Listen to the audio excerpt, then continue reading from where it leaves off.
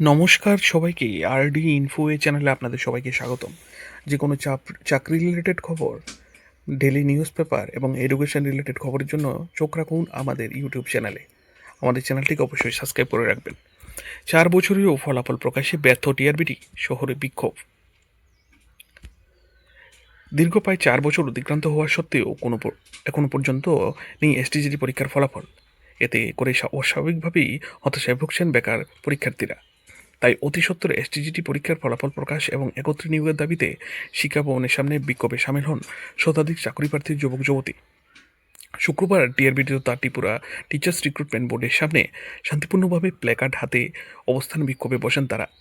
বিক্ষোভকারীদের একটাই দাবি, অবিলম্বে পরীক্ষার ফলাফল প্রকাশ করতে হবে।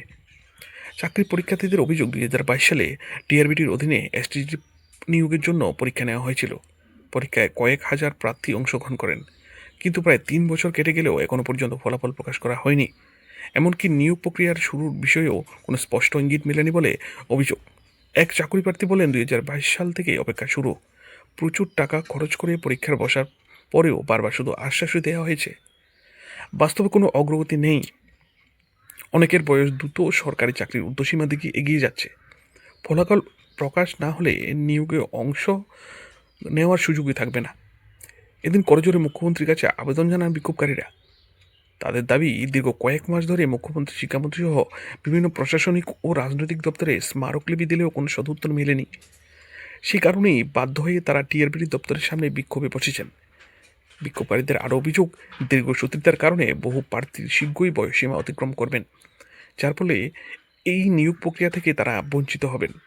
তাই তাদের দাবি, আর সময় ক্ষেপণ না করে অবিলম্বে পরীক্ষার ফলাফল প্রকাশ করে দ্রুত নিয়োগ প্রক্রিয়া সম্পন্ন করা হোক।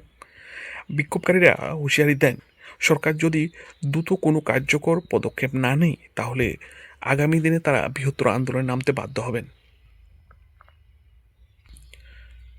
আজকের ফরিয়াদে প্রকাশিত আজকের খবরটি হলো, অগ্রাধিকার খাতে গুরুত্ব, 2851 কোটি টাকার ঋণ সম্ভাবনা। সৌর সত্য কমিশনের দিকে তাকিয়ে রাজ্য সরকার। সার্বিক উন্নয়ন ও পরিকাঠামো খাতে অগ্রাধিকারের ভিত্তিতে সরকারের ফোকাস নিয়ে যথেষ্ট আলোচনা চলেছে। সরকারি বিশ্বস্ত প্রতিষ্ঠানের মাধ্যমে প্রাপ্ত তথ্য অনুযায়ী 2026-27 সালের জন্য রাজ্য ফোকাস পেপারের অধীনে অন্যান্য অগ্রাধিকার খাতের জন্য বিস্তৃত ক্ষেত্র ভিত্তিক প্রক্ষেপণ সম্পর্কে তথ্য সামনে এসেছে। National bank for agriculture and rural development বা নারবার্ডের সাম্প্রতিক উপস্থাপনায় 2851.38 কোটি টাকা ঋণ সম্ভাবনার পূর্বাভাস। সৌর সত্য কমিশনের দিকে তাকিয়ে আছে রাজ্যের কর্মচারীরাও। সৌর সত্য কমিশনের এবারে ত্রিপুরার ভাগ কমেছে। সৌর সত্য কমিশনের উপর নির্ভর করবে কর্মচারীদের অষ্টম বেতন কমিশন পাবে কি না। কর্মচারী মহলে এখনও গুঞ্জন শোনা যায়, কি হবে তাদের ভবিষ্যৎ, কর্মচারীদের ভবিষ্যৎ কি হবে তা নিয়ে অনেক জল্পনা কল্পনা চলছে। ডিএ নিয়েও অনেক জল্পনা কর্মচারী মহলে।